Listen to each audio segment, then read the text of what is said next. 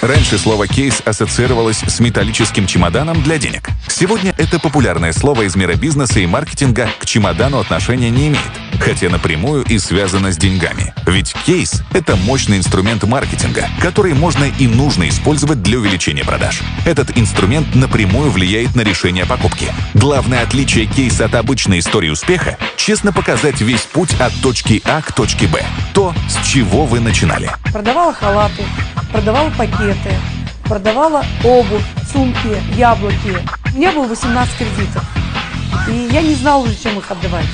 Это должна быть абсолютно честная, искренняя история. По профессии я педагог.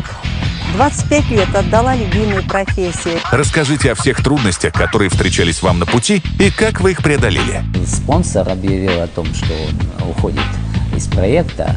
Первые месяцы не было дохода, мы оплачивали офис из своих средств. Кульминацией кейса станет ваша победа. Победа над собой. Результат ваших ежедневных усилий. Мы 2 машины в неделю покупаем, если захотим. Причем налом платим. Создание кейсов — это кропотливая работа. Ваша речь должна быть искренней, но при этом продуманной. Тексты не должны быть зазубрены. Ваши позы открыты.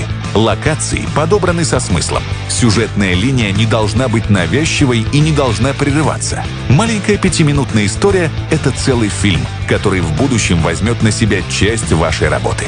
Этот ролик расскажет за вас, почему вы прекрасный пример для подражания и почему нужно стать частью именно вашей команды. Это тонкая психологическая работа, это уверенная режиссерская постановка и смелые операторские решения.